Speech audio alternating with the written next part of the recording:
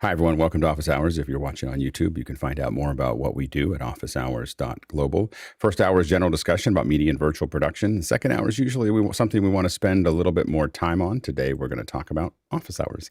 We'll talk about Office Hours 2.0, how it's going, and some thoughts about where we're going to go with it. So stay tuned for that in the second hour. And if you have questions about that, go ahead and post them now. Tomorrow, we have the team from Microsoft Teams here to join us and talk about how they are approaching broadcast. So that should be a fun hour tomorrow. And then, of course, we have education on Saturday. That is with host Emily Russo, who will be talking about Google Slides at 10, which will go out to YouTube. But from 8 to 10, she'll be leading a conversation with educators that we don't broadcast so that they can talk a little bit more freely. It's an incredible conversation. I would highly recommend it. All right, let's go ahead and jump into the questions. Bill, what do we have? Thanks, Alex. Our first one comes from Jeff Francis here on the panel in Columbia, South Carolina. And Jeff asks, looking for a simple, foolproof audio playback device for playing a pre-show announcement. Ideally, it would have exactly one button, and that, when pushed, plays an audio file exactly once. Go ahead, Courtney. Well, I don't know about the one button thing, but what I use a lot of times is just get a cheap MP3 player like this that takes an micro SD card. And you put your one file on the micro SD card and make sure it's the only file on the card. I think this thing cost about $20. Take the headphone out, feed it into your sound mixer, and you tell the sound mixer, just hit the button, and it will play the announcement, and it'll stop after it plays it. Go ahead, John. I'm sorry, Jason. Our friends at Rogue Amoeba have an excellent app called Farrago that does exactly this. It's a modern cart system that can be used for lots of different sound effects or just one. Richard? I normally recommend QLab for nearly 90% of problems with playback. And QLab also has a partner application Go button, which is really simple. But with QLab as well, you can make it really, really easy and then control it from an iPad or an iOS device from somewhere else in the building over internet, which is very helpful. Good, Courtney. Yeah, I forgot to say the reason I go for this separate device means it keeps it off the computer. So if you have your computer plugged into your audio console of some sort, audio output, you'll have notifications show up and turn up, and you'll be checking your email, and you'll hear these bings out of the speakers. So that's why I always keep a separate device, not a program on the computer to do playback. Go ahead, Jeffrey. And I use the Stream Deck with VB cable, the voice meter, banana potato, as you guys call it. And so they have the VB cable that works both on Mac and PC. So you can route sound through, and of course the soundboard, there's lots of sounds, and you can record your own stuff on Stream Deck. Seems like this is something a Raspberry Pi or Android wants to, or Arduino wants to do. Like you just push the button and you have a little sound file and you push a big red button on the front and it just does the thing. Like you could just have it be that process. Or just go back, and I think if you went through some yard sales, you might be able to find a cart machine. Carts were great. I think we had like a four thing banger. Next question. Next one comes to us from Brett Ramsey in Melbourne, Australia, and he says, what would panelists recommend as the best and cheapest way to let people easily send large video files? It needs to be very simple to use, as these are older people with little or no computer experience. By the way, not Dropbox. It's failed before. Go ahead, John. I would say Gmail. Gmail is going to automatically allow you to leverage Google Drive in the background if they're just uploading a file extension. So if they can use email, and they're familiar with Gmail, it's probably a great solution for them. Go ahead, Courtney. I also use Google Drive. It's quite simple. Once you have your Google Drive up here, you just right-click on a file, you upload the files to it, and you get link, and that'll pop up a little thing, and you can tell a person whether you want to share it with a group or just share it with anybody who clicks on that link. It'll copy that link to your clipboard. Go ahead, Mitchell. WeTransfer. It's quick, easy. You can send a link or the actual file as an attachment. Go ahead, Sky. Yes, second for WeTransfer. Simple, easy, and free, under 2 gigabytes, I believe. Yeah, WeTransfer is a super simple one. I use Frame.io for almost everything. It's not free, but it saturates your internet, so it goes up and down very quickly, and it's easy to let people review it as well as download it. But WeTransfer, I get a lot of files that way, and it's really good. Next question. Jonas Notel, here not here today, but often on the panel from Stuttgart, Germany, says, what advice would you give someone hiring people for the first time? Go ahead, Guy. Yeah, I would say ask open-ended questions. Open-ended questions help people avoid just the yes or no. And if you do it right, you can get them into a rhythm where you'll see it like playing like a record player. They'll pull up this memory and it'll just start playing, and they'll kind of go in their own little world, and they'll say things that they don't think that they would normally say in a job interview. But it's worked for me pretty miraculously and saved me a couple times because people said some stuff that they probably shouldn't have said, and it did the trick for me. So that's one. The other one is lots of references. Check those references. If you can get more than 3, double check them, and that can also help you avoid some pain. You go, George. Like you do with your equipment, test, test, test. If you can put somebody to a real world test when you're getting down to that final hiring decision, hand it to them, let them see how they deal with it. Go ahead, Slawak. I think a big important thing to do is to avoid the impetus to hire yourself. Try to hire somebody that is different from you, that can bring something to your company, that will push it forward in a way that you can never do, because it's a little too easy to try to hire yourself because you know how you would do it. So you have to think a little bit different than that. Go ahead, Nigel. Yeah, this could be a second hour. There's a lot here. Good advice. 2 or 3 other quick things. Number one, be really clear on what you want that person to do. If you've ever written a job spec, if you've never written a job spec, Google job spec. If you don't know what you want them to do, it's really hard to hire them. Second, the best advice I ever got was hire easy, manage hard, hire hard, manage easy. If you jump to hiring someone too quickly, you'll hire the wrong person. Make hiring the right person a harder thing to do, and they'll be easy to manage. Then when you've got them in, remember the number one thing you can do for them is move obstacles out of the way. If you've got the right person and it fits the job, then work out what you can do to help them be more effective. John? Nigel has the same philosophy that we used all the time, which was hire slow and fire fast. Yeah. Now go ahead, Courtney. Yeah, I usually only hire people that I know, which is difficult, or sons or daughters of, when you get to be my age, sons or daughters of your close friends that you've held for a long time. They're looking for jobs is always a good place because, they won't abscond with everything when you turn your back. And Google them, check those wants and warrants if they're strangers. Yeah, we definitely, I definitely consider people when I had to hire a lot of people, we mostly do freelance at this point with 090, but with PixelCore, we had 35 people. And we would definitely check your social posts. Like we would look through everything that someone posted for years, to just see what tendencies they had. And so that is something that when you're posting things I think about now when I post things is how that someone may be looking at them. But also almost everybody we hired was someone that knew somebody we had in the company. And so someone in the company said, I vouch for this person. This person's good at what they do. Or we had them freelance for us and then we hired them, or they were working on projects that were test projects or whatever.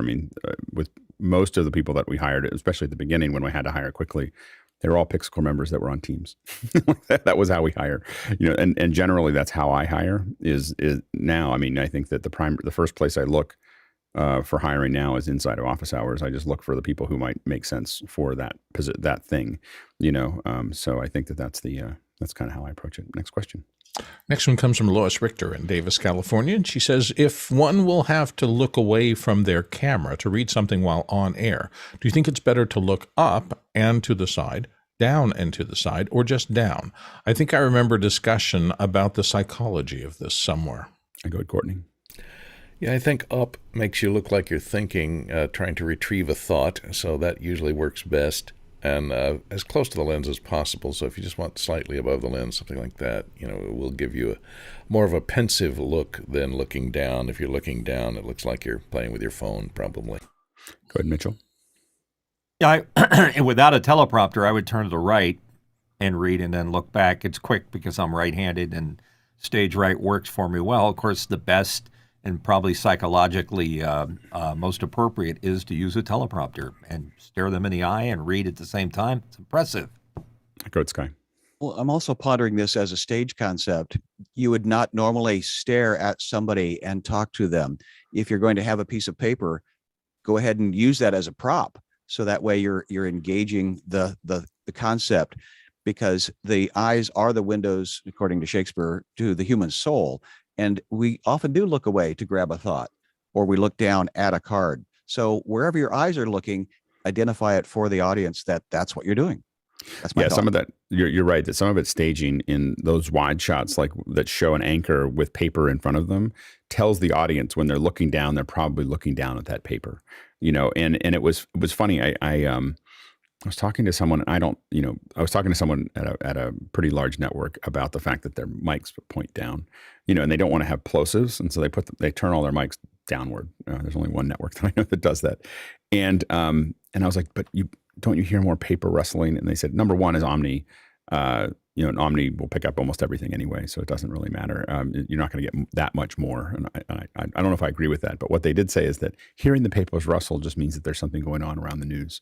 Like it was just interesting to have that opinion. Like that's part of the theater, is that is them getting ready for something, and it actually told the audience that they were working on something in the background. Go ahead, Jeffrey. That's interesting. I just noticed that with news a lot more with their microphones being turned down.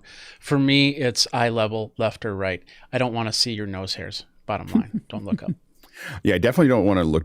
I don't like people to look down because then it shows more of their chin. So I tend to push people upward if I'm going to have them do it. The one thing I will say, back to what was described before, is I love using tablets for questions. So if you're going to do Q&A, you're going to bring something in, a tablet will drive more questions. It drives interactivity. Oh, I'm looking at this. Paper does not, because people feel like, in fact, you'll lose interactivity when you pick up a piece of paper that has a question. People will assume that it was printed ahead of time. If you pick up a tablet, they will assume that you're pulling it in live, and so we see a drop off in questions if people use paper to, even if they printed them out right then and handed them to the host. A piece of paper that when they pick it up means that you're not taking questions from the audience, and the audience stops asking questions. But if you pick up a tablet, we see surges every single time you pick up the tablet. So it's just an interesting part of theater. Next question. Next one comes from Douglas Carmichael, and he says SpaceX has announced Starlink Premium. He's got a link there with 150 to 500 megabits per second download speed and a 20 millisecond latency. Could you see Premium being more useful to our industry than conventional Starlink? Go ahead, John. I saw this announcement yesterday, and they claim this is for business. It's a little pricey. It's $2,500 one time up front, and then $500 a month. They're claiming more bandwidth. But I won't get excited about Starlink until they have a mobile version. This one is not. They are. The version 2 is mobile. It's just not. They just haven't licensed it, so the hardware itself can work in motion. It's slowly mobile. It's fastly mobile. Like it can pick up satellites at hundreds of miles an hour. Go ahead, George. Yes, Starlink was a complete game changer for us by allowing us to have somebody who's working remotely able to really take part in things, just like a Zoom meeting. And I think this is going to be absolutely fantastic. Pricey, but probably worth it. Yeah, I think, by the way, the 20 to 40 millisecond latency is the same for both of them, as far as that doesn't change at all. It does allow us, I think that what this is going to keep doing is, at first they just kind of let everybody have whatever bandwidth that was available. They have to start subdividing that so that some people have that really need all that extra bandwidth are paying for it. And other folks, are on a tier that doesn't conflict with the folks that have a guaranteed speed. So I think that it's an interesting beginning of that subdivision, and probably has more to do with subdividing the audience than the cost of the hardware. Next question. George Butters, who is just on camera speaking, says, what do you use for back-channel communications for crew and the key talent during your Zoom webinars? Go ahead, Tlaloc. We've been using a lot of Unity comms, which has allowed us to have 6 PLs and then We route that into a talent channel, particularly for things like Conversation with Tony Mobley, although that's not on Zoom, but other things like that. You can have an IFB for your talent, as well as tech communications across different PLs, and it's very, very useful. Sky. Yes, Tucker, that originally was introduced me to Unity, and then Doug here has, and then Jim Hankins has that Unity interface.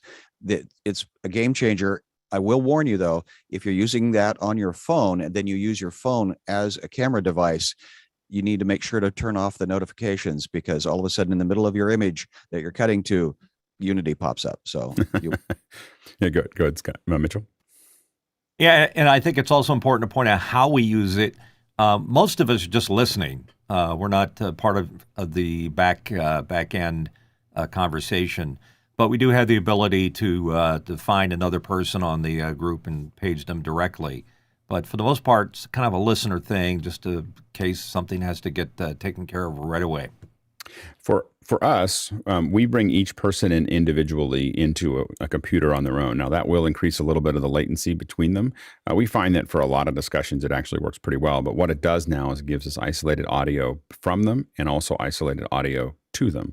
And what that allows us to do is insert comms into the return signal back to them. And the advantage of that is that the consumer, the person coming in on the far end, doesn't need to know anything.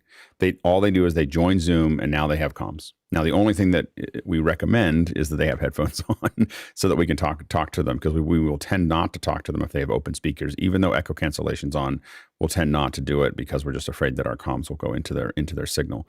So that's something that we do often, and we have that set up either in Dante or in Unity. I will say that if we had, we've chosen not to spend money in that area in comms. I mean, more than what we spend on Unity. If we had the money, we would go back to ClearComm. Like, I spent 10 years in ClearComm, and I would absolutely go back to ClearComm if I had the money to do it. So Unity is a good, cost-effective solution, but the limitation of 6 PLs drives me absolutely crazy. As someone who's, and for people who aren't used to that or are used to going to page to page to page to page, the fact that I can't have a 24 key system that has a mixture of directs and PLs is just mind-numbingly frustrating. For anybody who knows what that means. And so that's the limitation of Unity. And eventually if Unity doesn't fix this, someone's going to fix it, and they're just going to evaporate, because it is, for scalable events, 6 PLs on one page is just insanely limited. And I only say that because I just did a show where I was probably 8 to 10 PLs short. Next question. Next one comes to us from Matt Cool in Montreal, up in Canada. He says, sorry if I missed it, but can Alex give us an update on his Starlink speed tests? It is, I have no idea. I haven't opened it yet.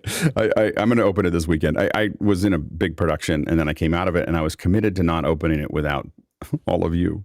So I was like, I don't need it at the moment. And so I was just like, I'm going to wait until we can do a proper unboxing. And I couldn't do a proper unboxing without, I want to do a little bit of setup. I've never done an unboxing, so I'm trying to figure it all exactly what I want to do. But we'll do it this weekend. I have a pretty free week. Not a free-ish weekend. So we'll probably do it on Saturday afternoon. I'll let you guys know when we're going to do it. And we'll bring you all in, and we'll talk about it, and we'll do the test. And I have no idea how it'll turn out, but I feel pretty good. I have a view of the entire southern sky, so I should be pretty good. Next question. David Paskin, who was in the panel earlier today, from Miami, Florida, says, could Discord audio chat be a good solution for back-channel comms during an event? Go ahead, John. The answer is no. We tried it. Chris and I tried it when we first launched the Office Hours Discord. I don't know how long ago, 18 months or so. And, you think it will work, but it doesn't have all the features of a full-blown comm system. I wouldn't use it. You'll be frustrated. Go ahead, Richard.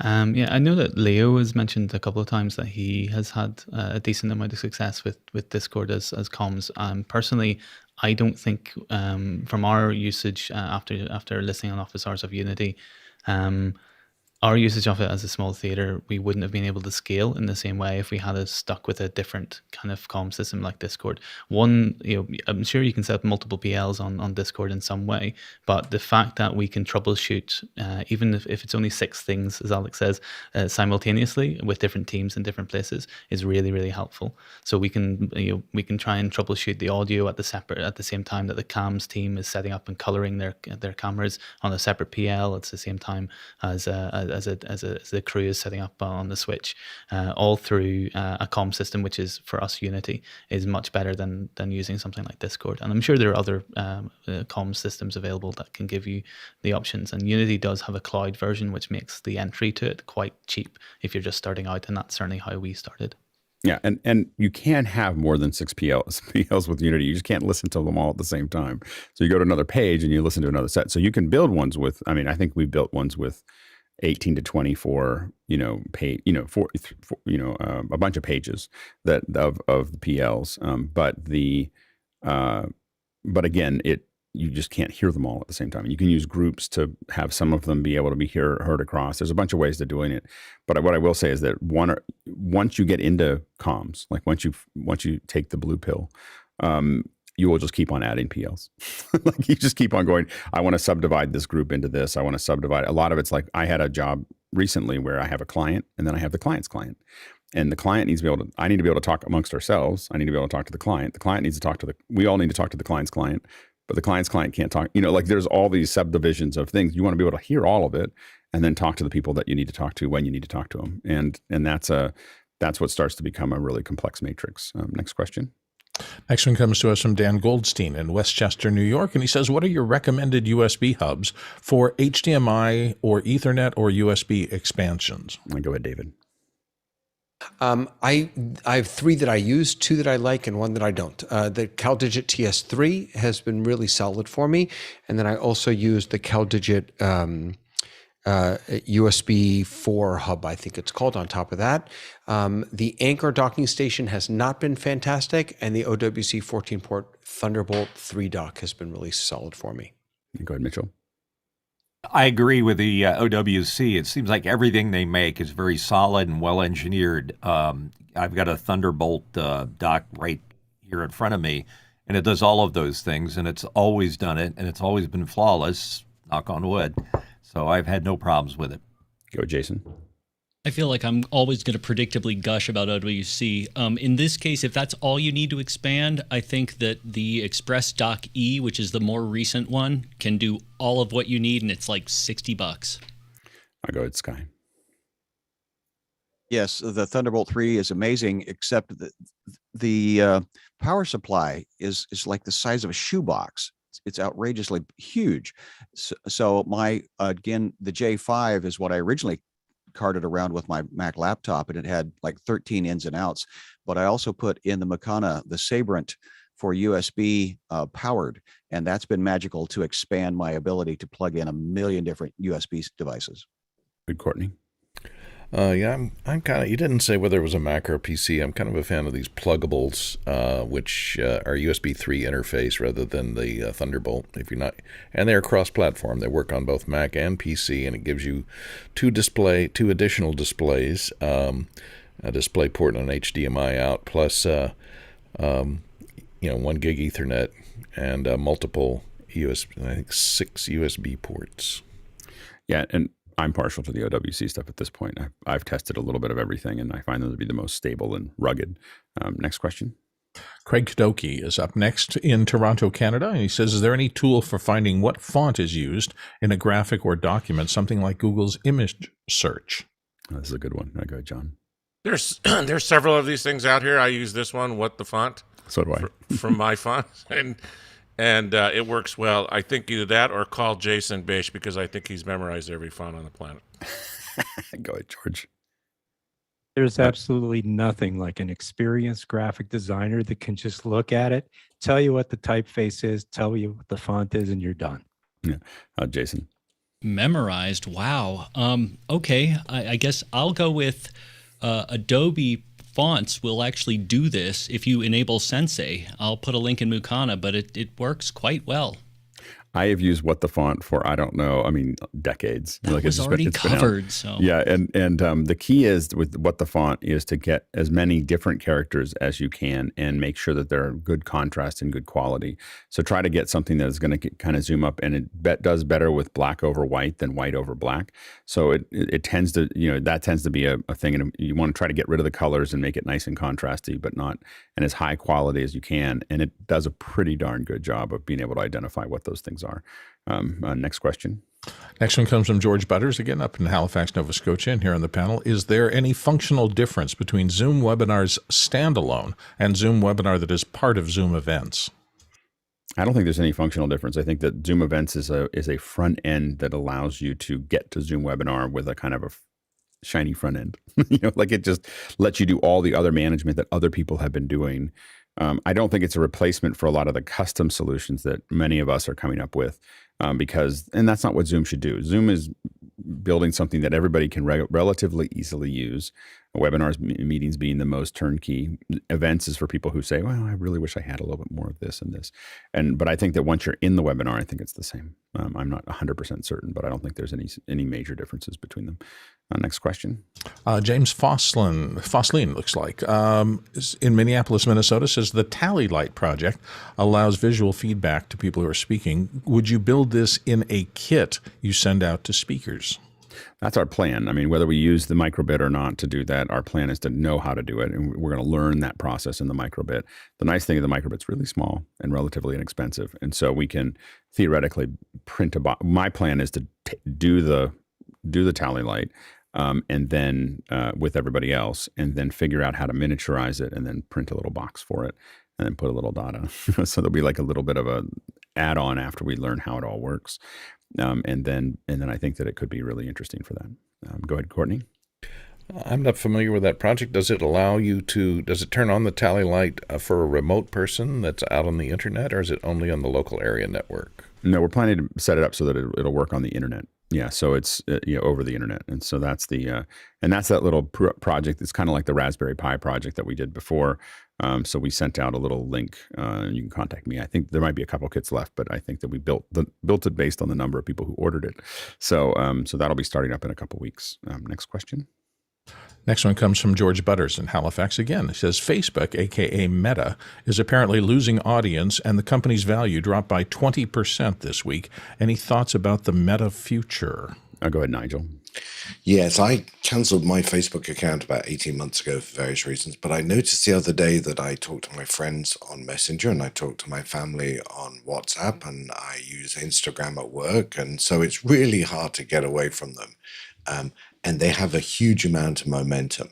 The two things I think that are most important is where the VR, AR stuff goes, and whether this Meta thing is something they can make interesting to people who want to use it. And I think the other thing is the hubris of the leadership can kill huge brands. You only need to look at BlackBerry and other people. The unassailable can come down very fast. Go ahead, Bill. What Nigel just said. Reputations, it was the new kid on the block, and it was shiny in the early days.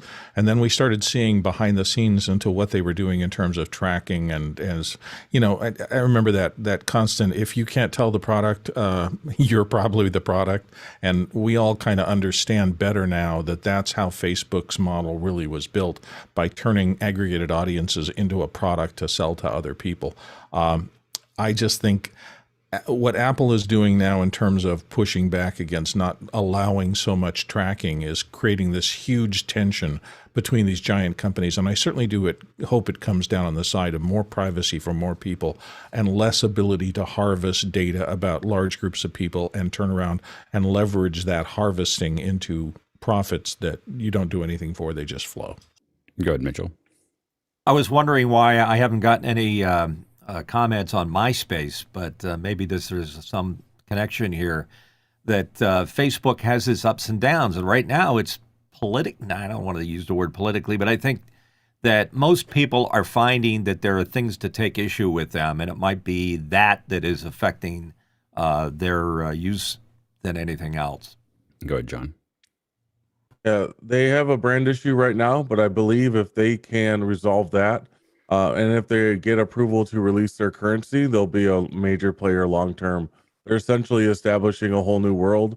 If they control the money, the communication, everything around it, then they'll be here for much longer. And many third world countries, like Facebook is the internet. When you think about the mobile devices that they're giving out, that's the access point for everything. The communications all over WhatsApp. That's a very powerful control that they have right now, at least in emerging markets.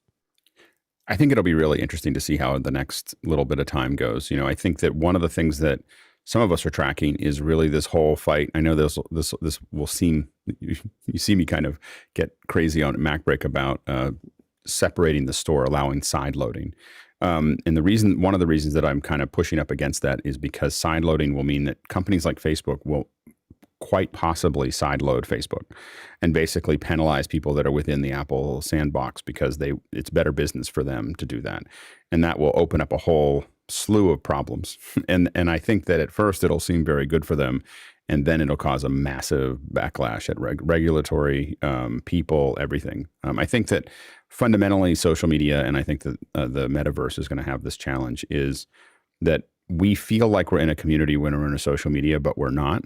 And the delta between that creates cognitive dissonance, you know. And so the fact that our lower brain is not really being satisfied, but our frontal brain thinks it should be because it's a community, creates depression. So people they think that this will fulfill them by being connected to their friends and other people and people they don't know on social media, but it's not really fulfilling them, and it's creating it's pulling that apart, and that hole in between them is unhappiness. You know, and so I think that it's going to keep on making people, as they do more and more of it, it will make them more and more unhappy. And so I think that that's a real challenge that all social media has right now. Next question. Next one comes to us from Sky Gleason in Seattle, Washington, here on the panel, who has seen the Super Bowl Pepsi halftime show promo. Go ahead, Sky. Chris Fenwick introduced me to this yesterday, and I just posted it in the Makana.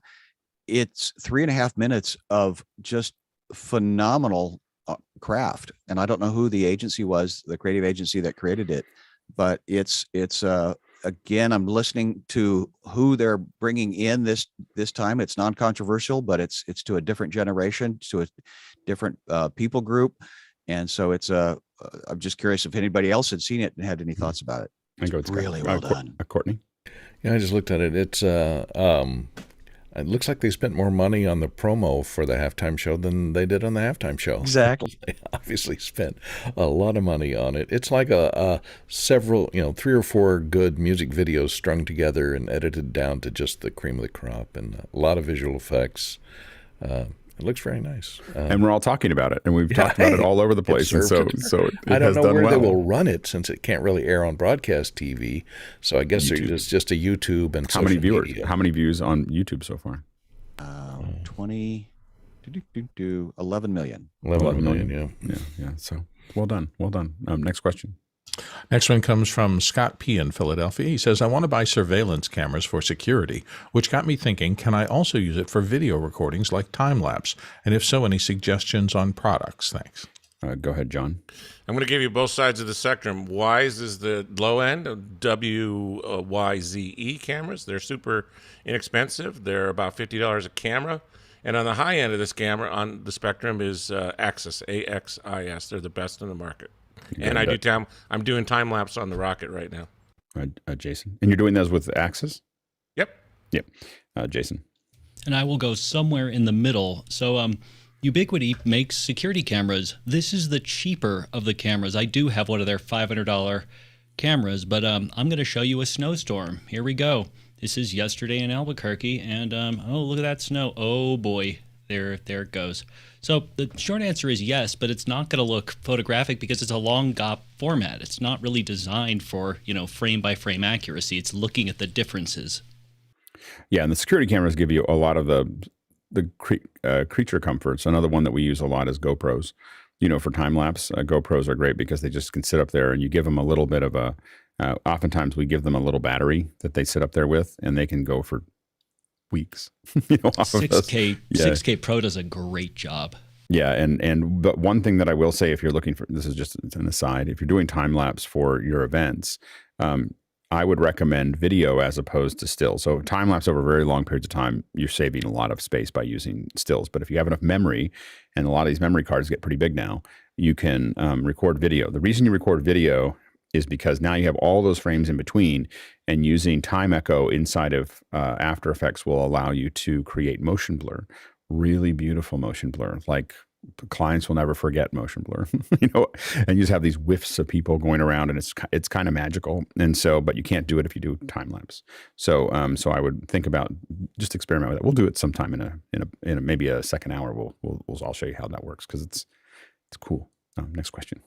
Next one comes from Ike Potter in Hanover, Germany. And Ike says, Tascam has released a new mobile 32-bit audio recorder, Tascam Portacapture X8. Any thoughts? Sorry. My first thought was, Tascam still around? So I was about to say, Tascam? I'm sorry. That's so mean. So anyway, I haven't used the Tascam for a long time. I don't have any, it could be great. I just don't have any, like that brand kind of fell off the cliff for me for maybe 15 years ago. That's a hard thing to catch back up again because they were a leader for a long time. We'll have to take a look at it.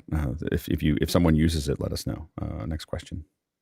Next one comes from Douglas Carmichael. Alex, you mentioned ZBrush as a tool to clean up captured models. Wouldn't you want a tool like Blender that's more used to primitives?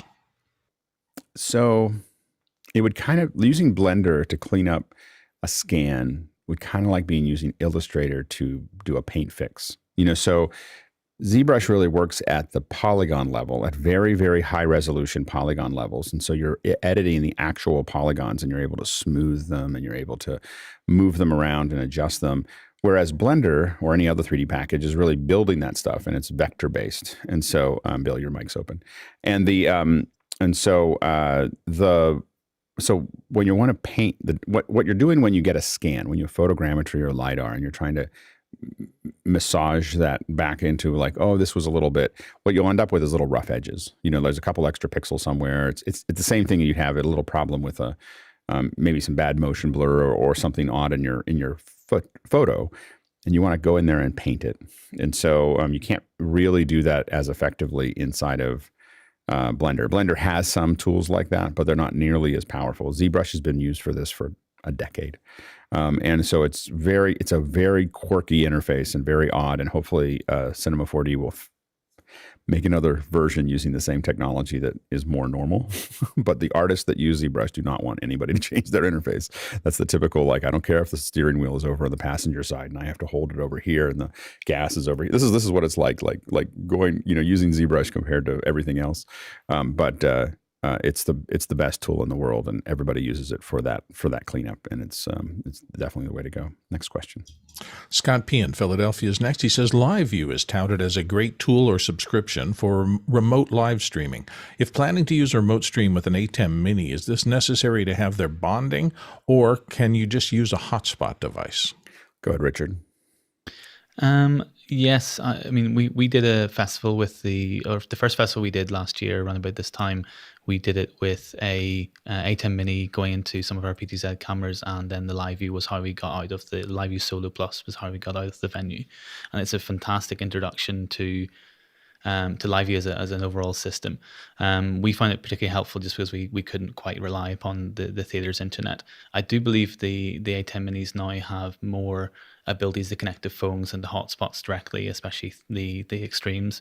So you may not need something that's bonded, but for me, depending upon the importance, as Alex says, the importance of the event, having that bonded backup that can also take Wi-Fi, which could be a hotspot of yours, or also take Ethernet. The Solo Plus kind of gives a lot of fantastic backup options, and we use it in the building right now for us as our extra, one of our tertiary backups. Yeah, go ahead, Guy.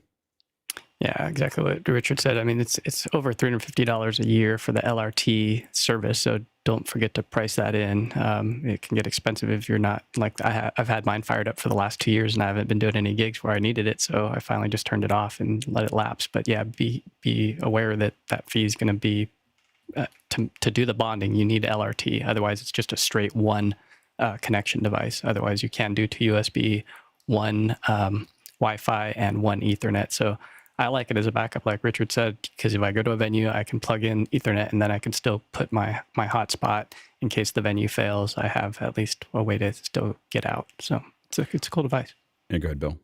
Yeah, I think there's a lot of equipment that falls under this category. This is how I think about it. In ideal conditions, a lot of things, even prosumer stuff, works great. But when the pressure comes up and something is not perfect, these solutions that allow primary, secondary, and tertiary backups, that if this fails, it's going to fail over to something that's also working there, that is worth its weight in platinum, when really your reputation and the fact that you want to make sure it just keeps working until the end of the gig is on the line. So I used a lot of tools early in my career that I was on a tightrope, because if the primary failed, the whole thing failed.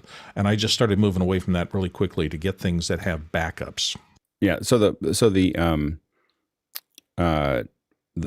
saying LiveU. There's a lot of different LiveUs. So you have the little LiveU Mini. The one that I used mostly was an LU 500.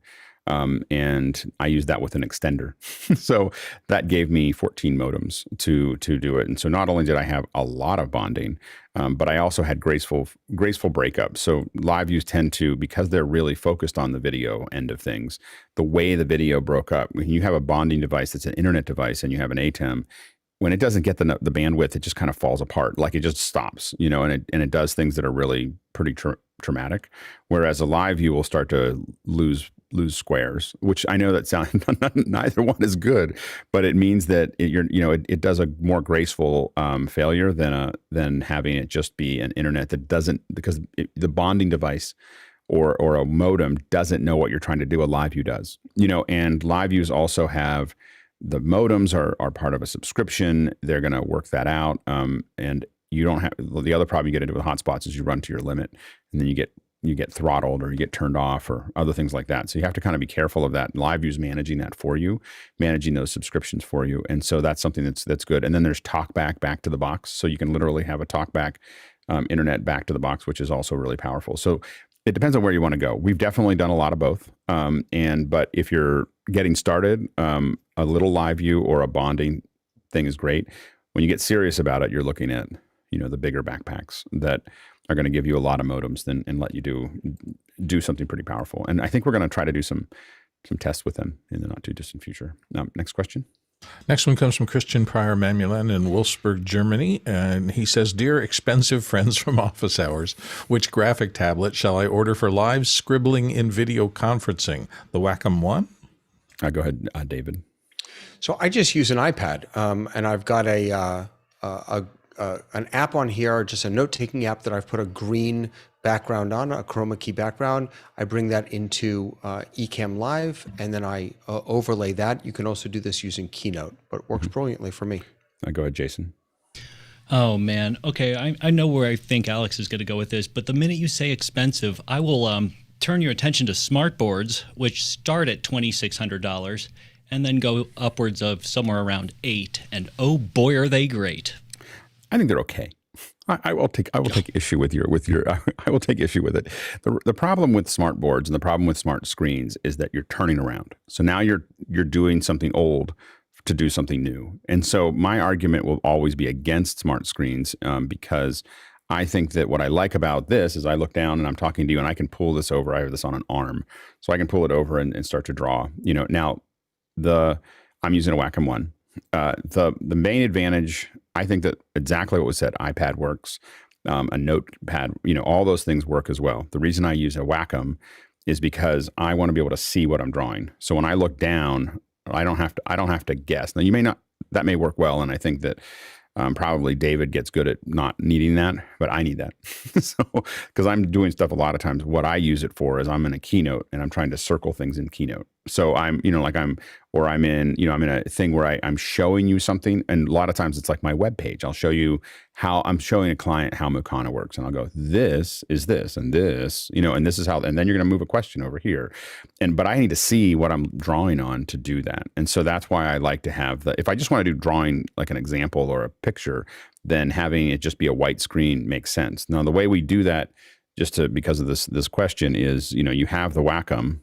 The Wacom's USB goes to the Mac Mini. The Mac Mini's HDMI goes to the ATEM. The ATEM's program goes into the Mac it goes back into the Wacom tablet.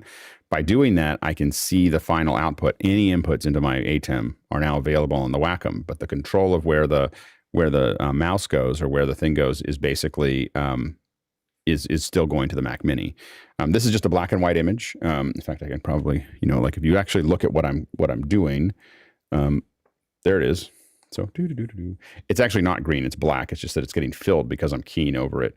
But that's what I'm actually looking at as I do that. So it's just black and white on top of that. And then I don't use green because green will key at 422. So there's actually a stair stepping that goes on with it. If you just do black over white and then you use what's coming out of the Mini as a key and use any color you choose in your ATEM as the color, you can now get the color, and it just the edges of this are more pleasing.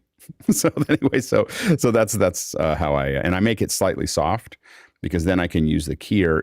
I can use the keyer inside of the ATEM to decide how thick and how hard that edge is around that piece. So that's why I do it, and I make it a slightly soft pen so that I can make those tweaks on my own. Next question. Craig Kadoki in Toronto, Canada says, I have a 2019 MacBook Pro with an external monitor extended. Occasionally I have areas of the screen that are drawn properly, but I cannot get my cursor over it, and like I've reached the edge of the screen, but it isn't. Does anybody have any idea what causes this? Go ahead, Jason. Speaking of Wacom, this is something they fixed very early on. The minute you plug in a Wacom tablet, it says, do you want me to scale this, writable area to all your desktops, to a specific app, to the entire first screen or the primary screen?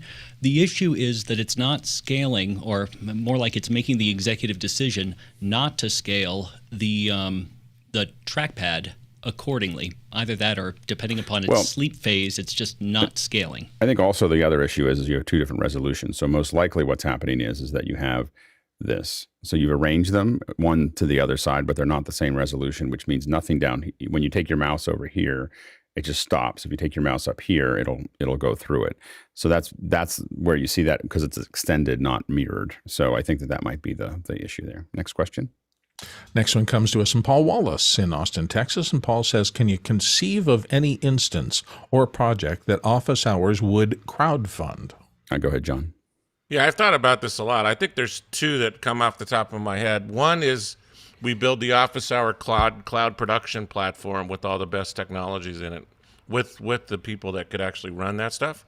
And more fun, and when we get a little bigger, I think we become like the Shark Tank for shows, where people come to us with their production ideas and we produce their shows for them and do a cut therein. Would be fun.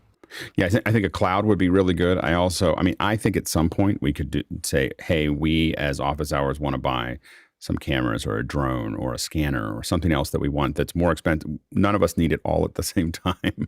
And even if it was not something that necessarily, we have a handful of people that it's okay for them to use it. But we would get lots of examples. Like if we had a LiDAR scanner, we could be scanning stuff all the time, and we could be learning how to use the scanner and figuring it out and picking up locations and doing projects with it. Same thing with a drone. If we had a drone that could do, raw recordings, we just have a bunch of stuff that we learn how to use it. We learn how to use the data, out of that. And so I think that might be some possibilities of how to make that work as kind of a group effort. And then also building films where we all chip in some money and say, I want to make a short film, or we want to make a thing where we get to watch how it gets made. So if we had X amount of dollars, we could all put money into it, and then we could essentially have the money to rent a stage, have the money to hire a crew, but then we have a whole bunch behind the scenes. We get to watch it. So we're literally making the show that we want to watch on our own. And so that could be kind of fun. And a lot of us could volunteer on it to reduce some of the costs. And, it could be a mixture of people volunteering and also underwriting it. Go ahead, Courtney. Yeah, how about a Glowforge or a metal-centered 3D printer? Yep. So that we could park it somewhere. We could, have access to it, have it print things and shipped out to us. That would be really cool. Yeah, that kind of group, like let's all buy something together that none of us need all the time and none of us could afford or could justify. Great idea. So those are the kind of things that I think that are possible in the not too distant future. And it's one of the reasons we went through the trouble of making it a nonprofit. So there's a container. At least there's a business container now for it. And then now we just have to have a physical container for it. Go ahead, next question. Bobby Rafferty comes up next from Central Florida. He says, what HDR color space is Apple iPhone 12 Pro Dolby Vision video footage using? HLG.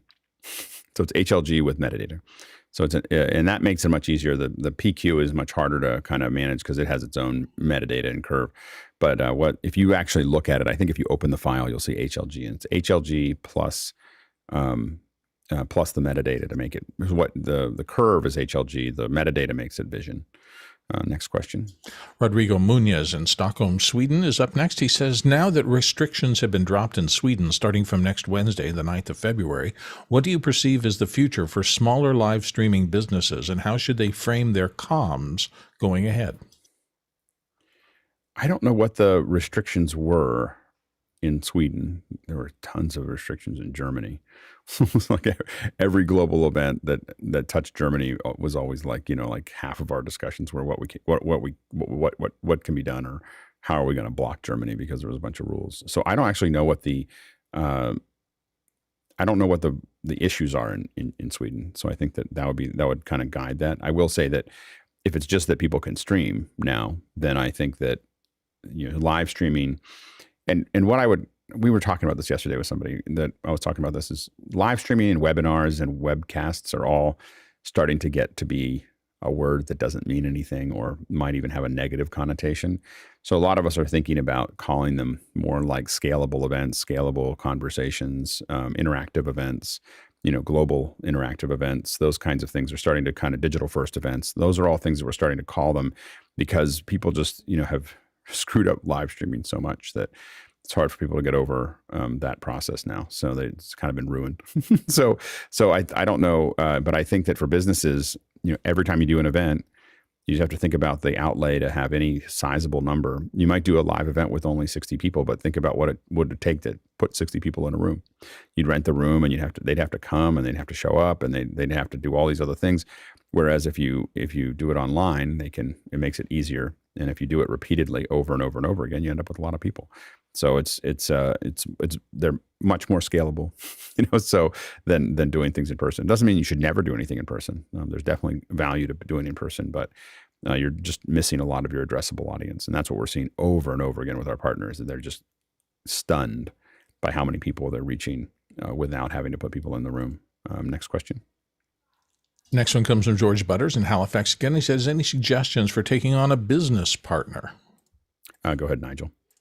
Yeah, so I don't want to be the downer here, but 90% of all startups fail, and less than 1 in 4 traditional businesses survive long term. So if you're going to take on a partner, even though they're your best friend, even though they're the person you met in a place that you feel absolutely confident and you're excited by the opportunity, you got to remember this thing may come to an end. Write it down, get it agreed legally, get it sorted out, because you can lose your best friend, you can lose your business partner, because how you thought it was and how they thought it was different. Yeah, go ahead, Courtney. Yeah, I agree with Nigel.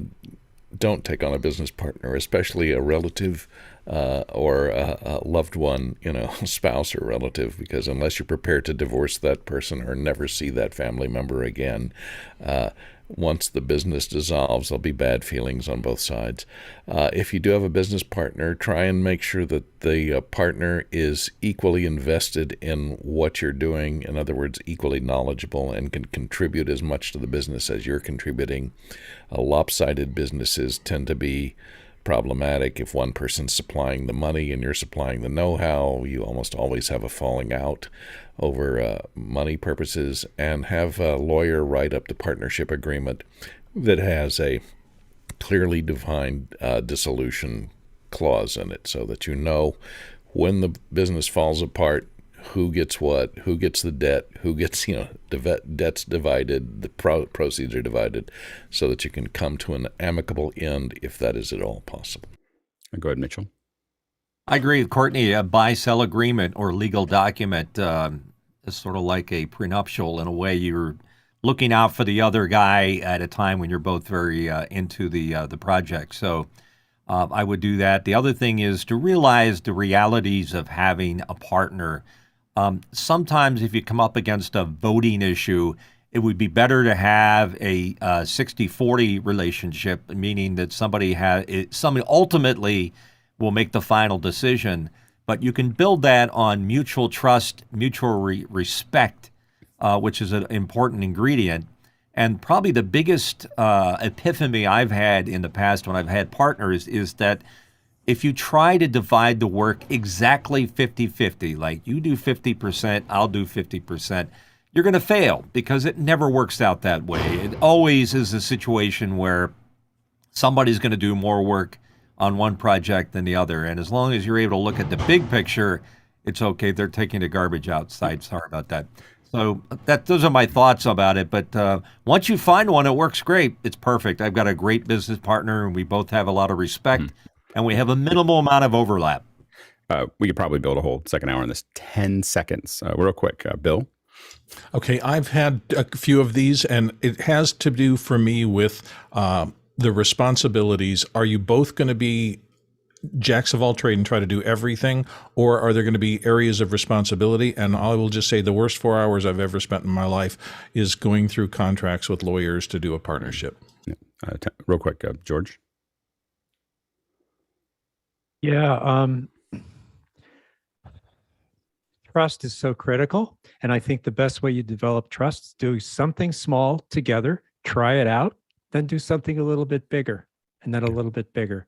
All great advice from everybody, though. It is potentially fraught with trouble. In the end, remember that the money or the business is not as important as your relationships. And so the thing is if all comes to, do not make it a federal case. Like I go into businesses going, if it doesn't turn out, I'm just going to walk away.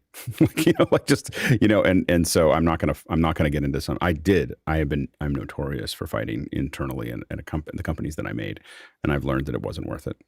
Next question. Isaac Lay in Dayton, Ohio is up next. He says, what cable are you using to connect your Flow 8 to your ATEM Minis? Go ahead, David. I'm not. My Flow 8 goes directly into my Mac, and the ATEM, I don't run any audio through my ATEM Mini. Yep. And we're going to cruise through these last questions and then jump to Office Hours 2.0. Next question. Paul Wallace, Austin, Texas, up next. Will Office Hours ever have a physical headquarters? Richard?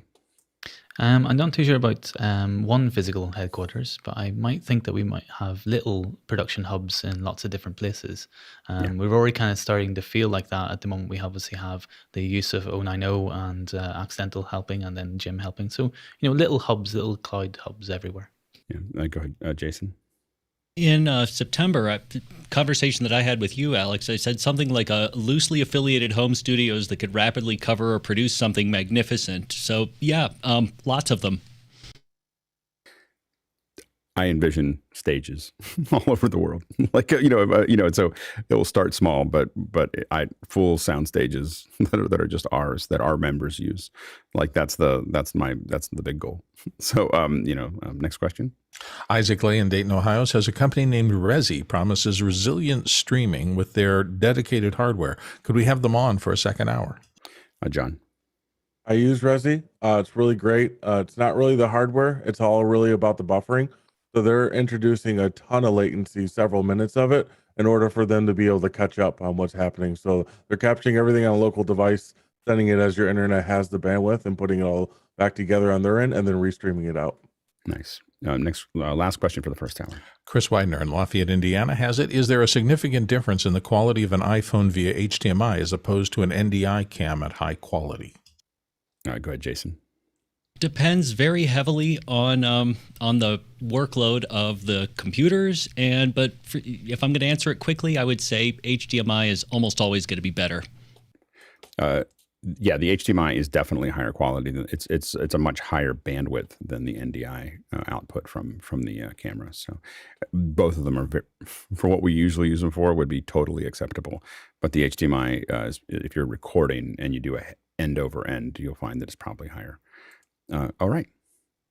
We are now changing subjects to Office Hours 2.0. So if the panelists have things they want to say or talk about, then go ahead and raise your hand right now for that opening discussion. But I think that we're kind of moving towards it. One of the things that we are going to probably do is move very quickly towards making it available on YouTube within the next couple weeks. I'm aiming for the 14th. It'll be sometime between the 14th and the 21st. And we're just going to take the jump, take the leap. And the reason that we're doing that is because I had to go back and look. I had accidentally showed my screen, and I wanted to make sure there was nothing that was problematic. I'd gone to the wrong screen, and there wasn't. No, it was fine. But the reason there wasn't was because the resolution was so low, and 720 was just making everything all And I just, it was disheartening when I looked at it, and I was like, oh, I've been holding off trying to get the perfect 2.0 thing and making it just right, and we just keep going month after month on Zoom streaming to YouTube, and we need to move on. So we need to get the higher quality. Now, we're going to start testing doing SDR out so that, there's a good clean version that without the HDR stuff that's there.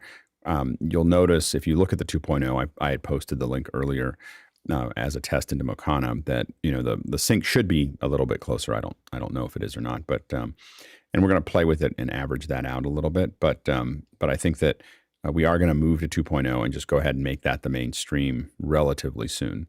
As I said, within the next couple weeks, within the next 2 weeks, it'll be switched over. So lots of excitement, and so that should kind of tighten the senses a little bit. And Talak, what do you have to say? So I just wanted to say, I've been working with the development team and group of OfficeHours 2.0 for a little over, I guess, a couple months now. And I've just been quite impressed with everybody and how they came together. And, we have Andy Carluccio, who put the whole thing together in a plane ride at the first place. And Jonathan. And Jonathan, so amazing. And then we started to work on it. We started to iterate on it. We have Richard Lavery, who's like the most amazing person of training that I've ever encountered in my life. And then we have Juan Robles in Mexico City, who's been just cracking away at the code and making it happen. JJ McKenna, who essentially holds the whole thing up there at 090. And I just want to give a big, huge shout out to everybody who's been coming in to train. Dennis Champion Walker is an amazing trainer and amazing cat wrangler as well. So thank you all so much. And I just think that it's pretty amazing to watch that happen. And I think it's a beautiful thing. So we move forward, and it's great. Yeah, absolutely, Sky. Well, Talal, again, I met you a year ago, but we've been doing this adventure for 681 days. And so to move into this new technology, you really gave voice to my heart of what I wanted to say. It's the community and the connections of people giving of themselves, giving of their talents, giving of their time. And so as we move into 2.0, it's a lot more connectivity humans than day one, with Alex just turning a YouTube stream on. So Alex, you've lit a fuse. Thank you. And that nutrient-rich environment continues to expand. I'm just curious, exponentially, once we go to 2.0, how much quicker 3.0 might show up and what amazing things that will be. So just curious.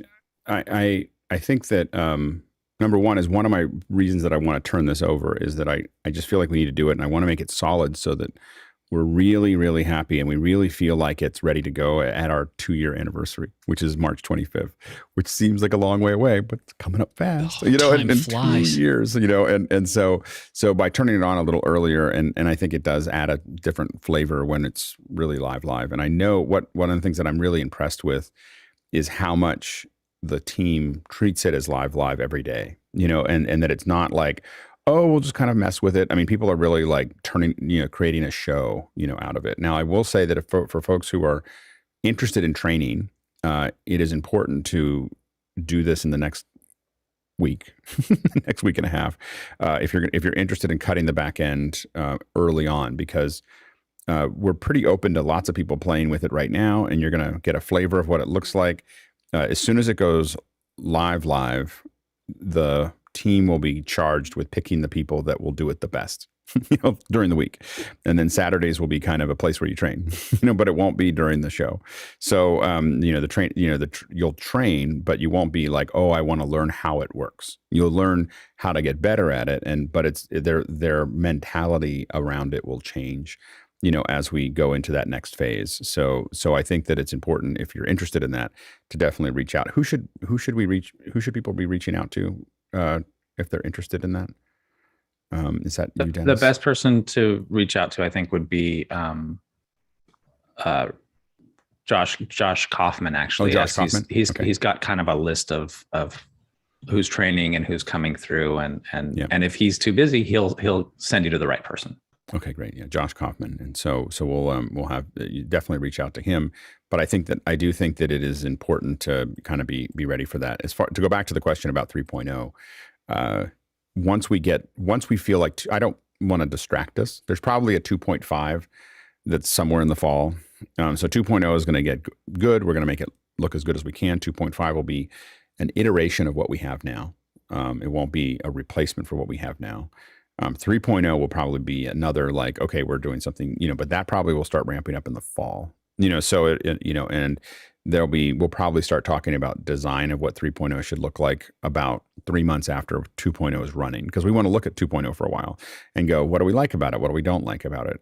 I will say that I am very committed that 3.0 looks better than broadcast. Like, I'm not like 2.0 is going to look really good in HDR, and people are going to be surprised that it's an online discussion.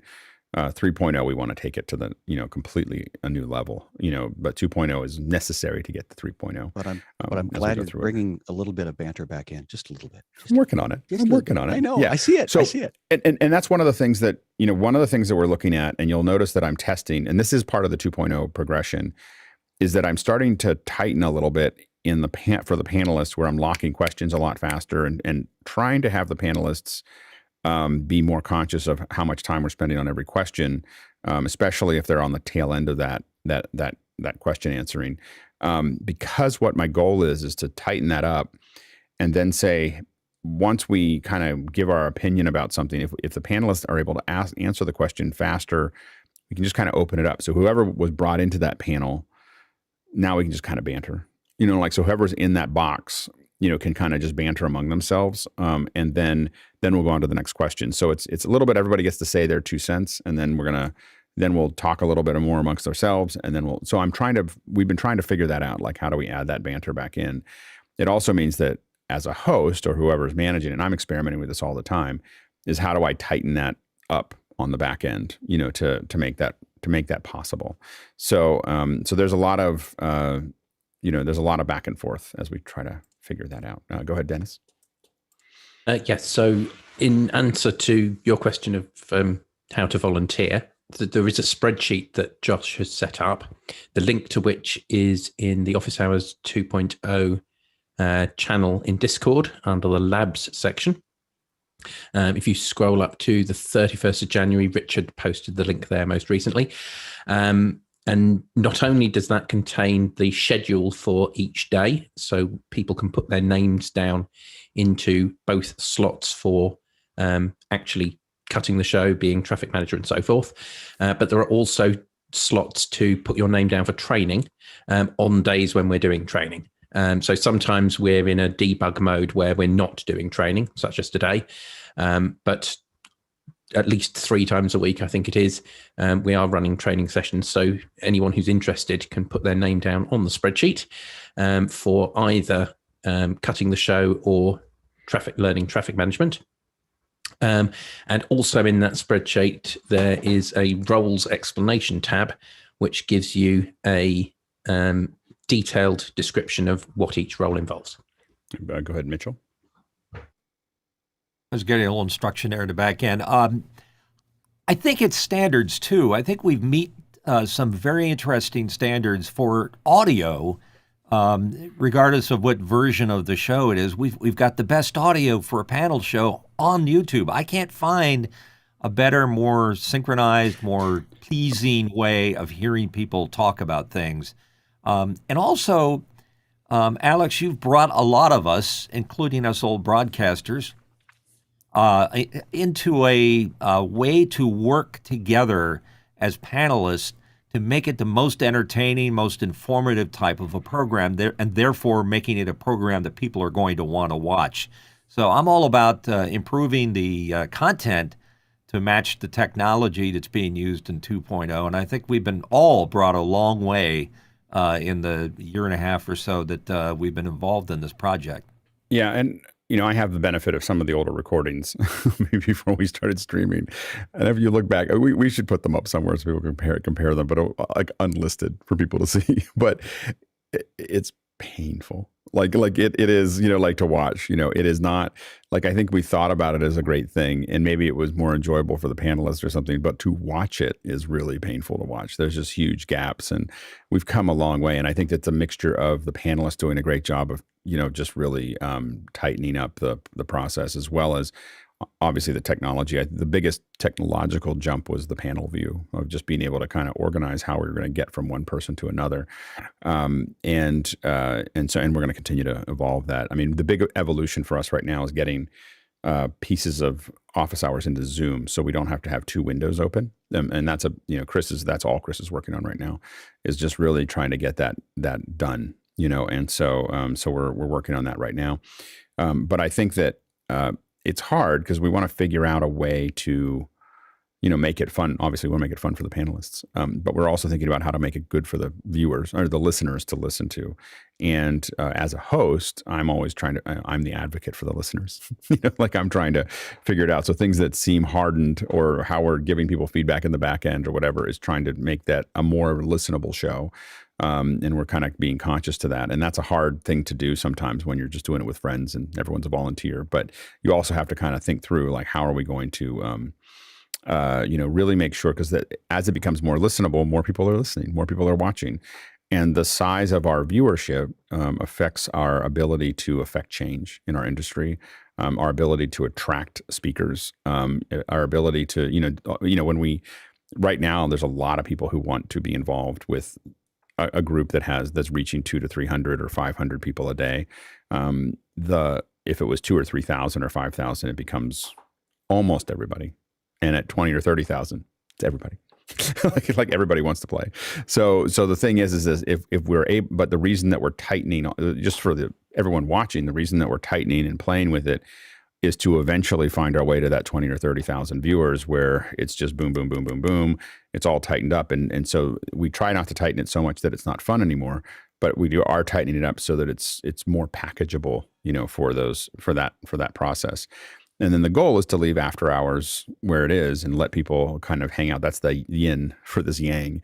But this is the sharp end of the stick. And, the hard part for me is always making sure people are enjoying it, because if the panel gets too small, then I have to, every time we have a low panel, I think, well, maybe this isn't going to work.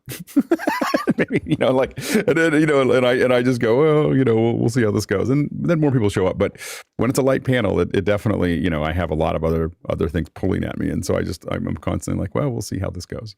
That's the thing, the tension that we're all kind of going back and forth with. But without office hours, then after hours doesn't exist. I think we have one of the challenges we have with office hours is that after hours has become so popular that less people are in office hours, and then it becomes harder for us to keep the whole thing alive. So we're constantly trying to figure out that tension between those two. Go ahead, George. It's been just amazingly collaborative. Everybody has been so friendly. It's like, here's my car. Take the steering wheel. Take it for a drive. I mean, that's just, it's so energizing, and you just feel like people really want you to succeed. One of the things that I'd suggest for people who are thinking about this, come into office hours right at the start, watch the mic checks, watch behaviors, get used to how somebody ends their conversation. And one of the things that I've been seeing more and more, and there's been this beautiful daily iteration that's been happening, the addition of Unity. Wow, what a game changer that was in the last few days. And for people listening, Unity is being added for the panelists. So the panelists will have a mixed feed of Unity in their ear, so that we can give them some direction if we need to off air. Go ahead, George. It's just been absolutely fantastic. But I guess what I'd say is just get in and really get to know how office hours works. And what I've been seeing more and more every day is dialogues, not monologues.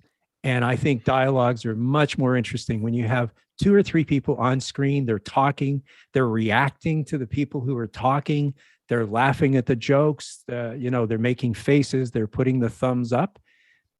Having that appear on camera, it's really hard to get that timing because you don't know what's going to happen next. But when it nails it, it is just like so cool. Yeah. And again, we're kind of dancing with that. And that's why we're going to probably get more and more rigorous about how we do the questions and how we move through the top half, what I would call the top half of the question, which is, people saying their 2 cents, like we're going to go boom, boom, boom, boom, boom. And then we're going to kind of, if there's anything else to say, we kind of let it just bounce around a little bit and then step through it. But it also means that as panelists, we need to, it's funny, one of the things that's happened is, we're handing off some of the hosting duties to, Emily and Liberty, and I'm panelist, and it's very hard for me to be a panelist sometimes. And then it's great it's so valuable for me to be a panelist and not a reader, not anything else, just a panelist, because then I get to feel the pain of like, oh, I have something to say, but Emily locked the question. So like, or she just decides to move on without me, and I'm like, I had my hand up and everything else, and she just moved on without me, and I'm like, okay, she's the host. so anyway, go ahead, Jason.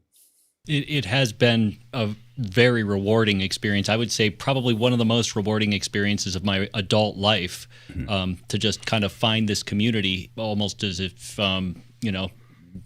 happenstance. I believe it was 3 or 4 months in, Nick Jeshishin just said, hey, I need a delay box, $120 unit. I just sent it to him because, there it was in my office, like collecting dust. And to this day, he's just so eternally grateful because apparently it was the only thing in an entire office that he didn't have.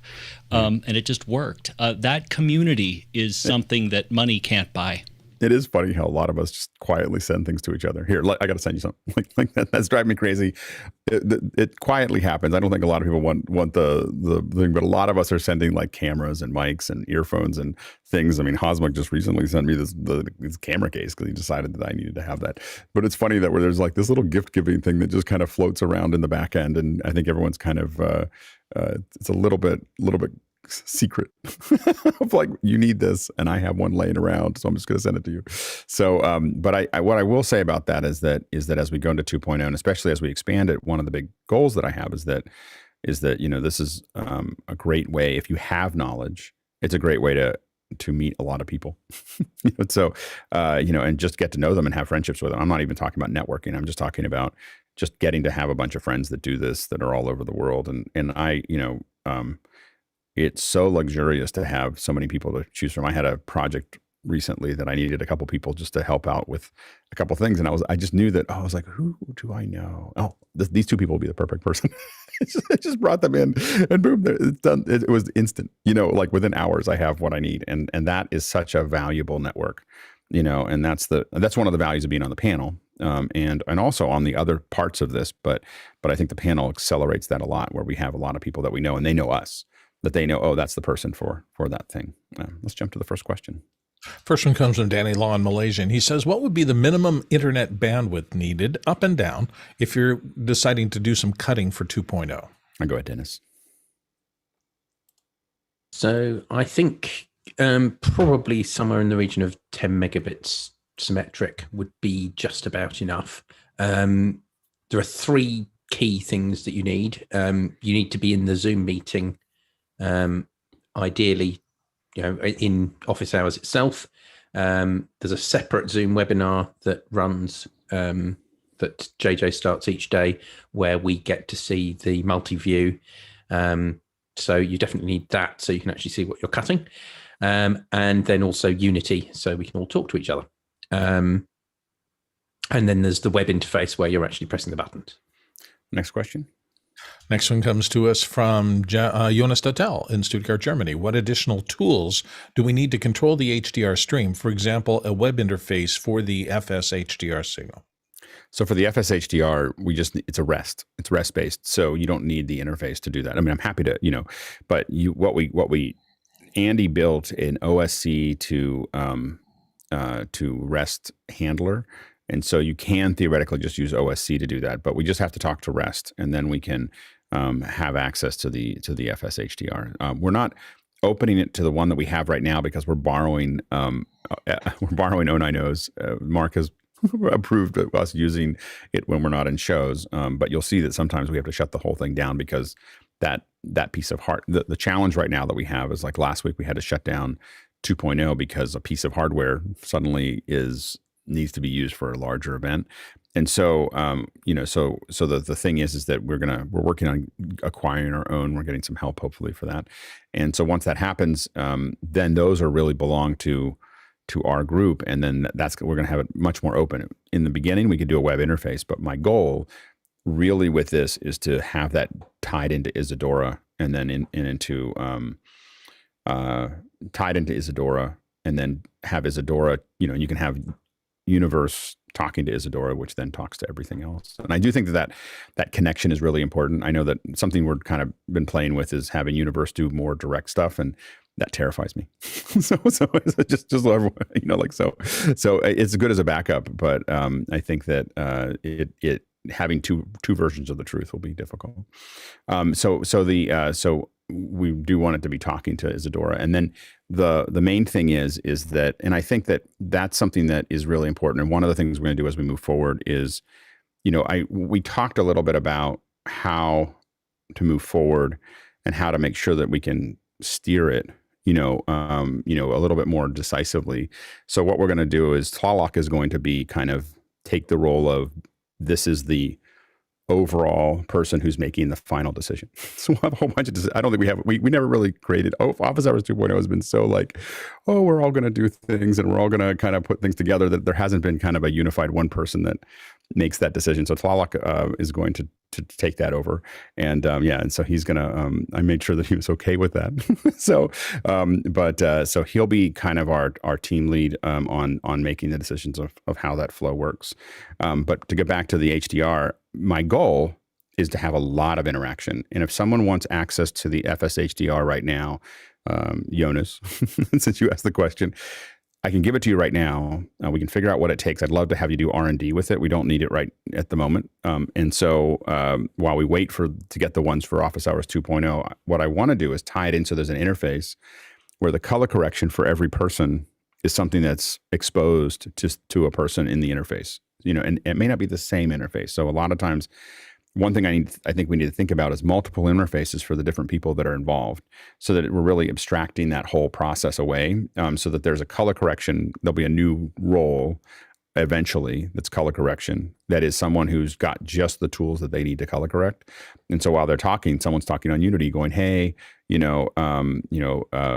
Alex is a little too dark. Let's pull up his gamma a little bit, and someone, does that. Or even the whole show's a little dark. Let's pull up the whole gamma, or let's move it over here, or let's change a LUT, or all those things.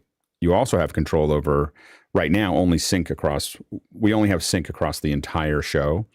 But as we put the new cards in, or the new FSHDRs, depending on which direction we go, you'll have sync for every person. So you can literally have a slider that just moves the sync for every single person in the panel.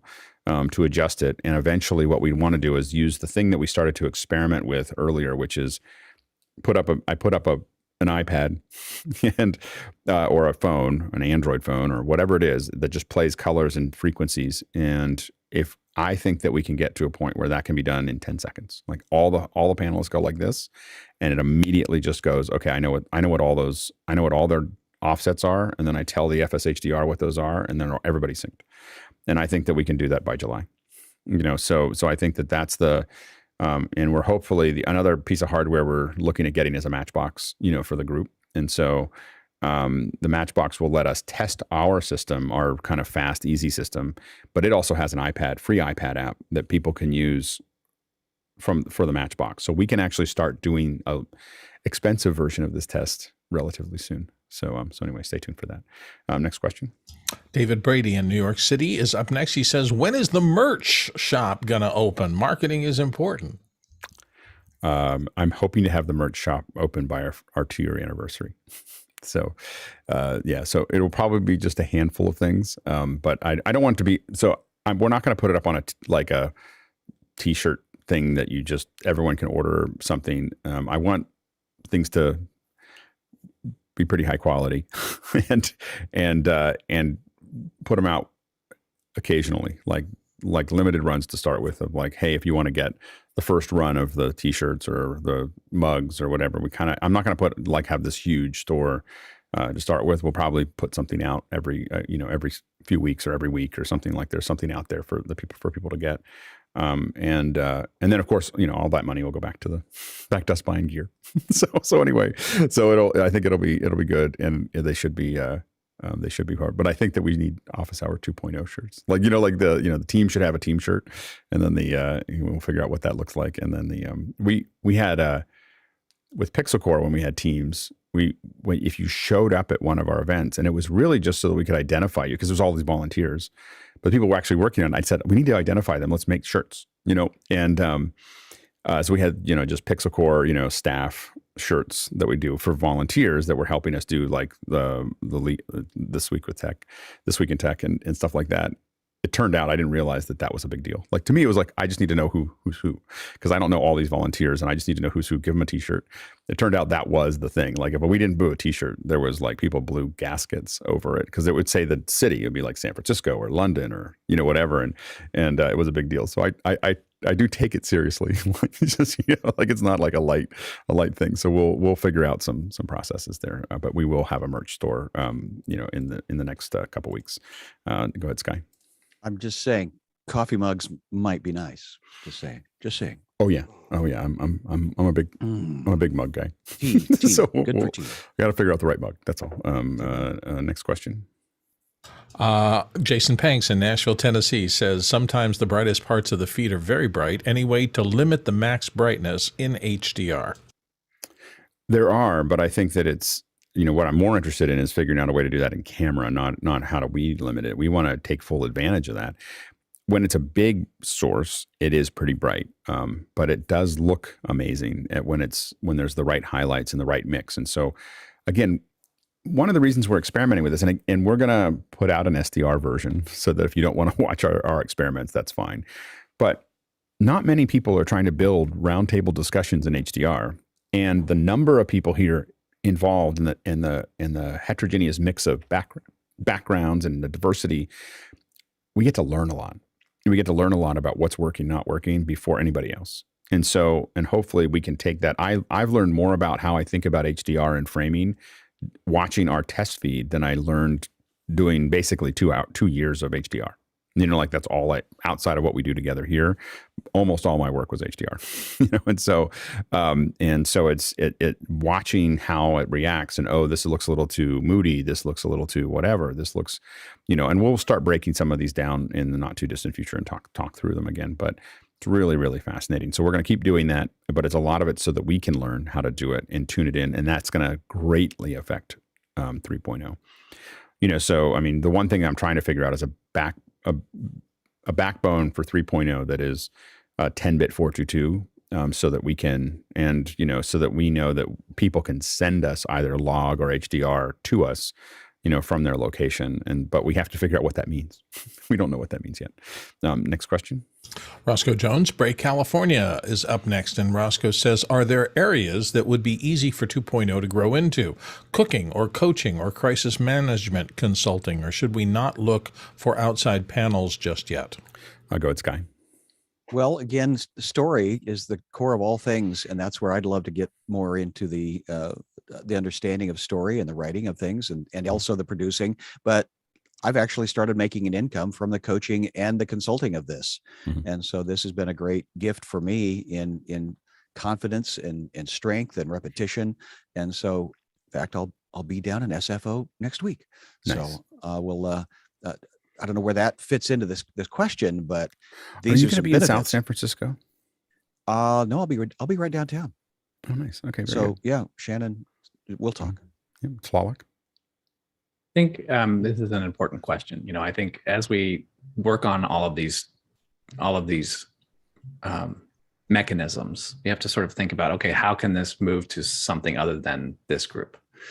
And is it possible for it to be kind of transparent enough to see how it how it works and where the pathways go and all that stuff. And so I think that's one of the reasons that, and some would disagree with me, but one of the reasons I like Isadora so much, because it's all just displayed out into what's happening and where routes are going, and you can kind of go through it and understand it. We don't understand everything about what Andy did because it's kind of deep, but we're getting better and better at it. And so I just think we should just keep that in mind. And I know others have expressed that to me. JJ has expressed that to me too as well. Like where are the handles for people who are not us to grab onto it and use it? Well, and so first of all, for everyone watching, we use Office Hours 2.0 for the show. We don't use it the rest of the day. So if you have something that's safely distant and you're not doing any permanent change to the system, like if you're not changing the system to do your show and you just want to use what Office Hours has, and possibly maybe we change the super sources or we can play with figuring out what that looks like. But if people are interested in experimenting with that, we're open to that. We just have to figure out the process of how it changes the system. So people could run off and do it themselves, but if they literally want to use our setup and our hardware and everything else, that's a possibility for people to use, because I would love to see people experiment with it in other places. Again, like cooking or like, gardening or sports or any roundtable discussion. I've been talking to talking to a couple of lawyers. So there's some members who've mentioned it. I won't call them out. And then talking to my father about it, and like, it'd be cool to have an Office Hours for lawyers, like that are talking about trial tactics and and other things like that. And this would be a perfect, venue for them, to do that. And so I think that it would be, so those are the kind of things I think that I'm hoping that other people will take it on. I think the safest place to do that is to use our system to do that. But you can't make adjustments to it. Like you can change the graphic. We have to figure out a way that we can easily change the graphics, but you couldn't start updating the system to do it your way. For that, you would need to move it, and to something else. And so, but I do agree with Tlaloc that we want to keep it as transparent as possible. I think that I view it as, we want to make sure if someone pulls it down, they don't have to be a coder to make a new show. Like they can adjust things on their own to make that happen. And so I think that, our goal is not that we're doing just Office Hours. Our goal is that we are building something that many people can use for lots of other conversations, and that we're figuring it out and we're struggling and failing and doing all the things that we're doing. But the goal there is, I think this is an entirely new kind of media, that is much more interesting. If you think about it, all the things you're passionate about for the 3 or 4 or 5 things that you're really passionate about, think of a show like this for every one of them, and an after hours like this for every one of them. And then think how much time you'll have to watch anything else, like none, so, because it's much more compelling, I think, to listen to smart people who are really in it talking about it. Go ahead, Jason. And to that end, this has been brought up before, production is a superpower to kind of hone and develop the ability to take, an idea and kind of psychically transmit it into somebody else's head as, via a visual and auditory medium is truly something that I'm pretty sure everyone on this panel started to do because they just wanted to be able to communicate, and from there figured out they were pretty good at it and could make some money at it. It is a means to a means, not a means to an end necessarily. Well, and I think that the other thing is we have to remember that we're still using the vanilla version of Zoom. We now have some of the smartest people in the world at Zoom. There were some of the smartest people who were already there, and now we have a new set of smart people that are there, and we packed the court. They obviously know that we exist. So I think that there's a lot of synergy that's going to be possible as we start to push that outer envelope to make sure that the infrastructure that we need, and I think that they know what a lot of that is, and so I don't think they need us to do any more input, but I think it's going to be really powerful. So that's what is, I think 2.5 is taking advantage of a lot of those tools, and then 3.0 is taking, I will admit I'm leaning towards, like, I'm researching a lot of the Zoom SDK as we think about 3.0, like just completely transcending the kind of the vanilla version. Dennis? Just to your earlier point about other people using the 2.0 machinery, Birding with Lois is the first example of that. It's great. So yes, we'll be experimenting with her show using the 2.0 machine. Fantastic. That's great. And we, that's as long as we're not doing any dramatic changes to the system or any changes to the system other than graphics, I think that we should do as much as we can. And those are also great places to, as we start to expand the exposure of 2.0, those are also good places to learn as well. And there'll be probably some learning opportunities, and we can even open up the system and schedule it where a bunch of people are going to just jump in, and you can learn we might have learning opportunities in the afternoon or earlier in the morning or something that's outside of this. I also think that learning could happen between 6 and 6:30. Like people could just get an introduction to it of just cutting a show while we're all talking. Next question.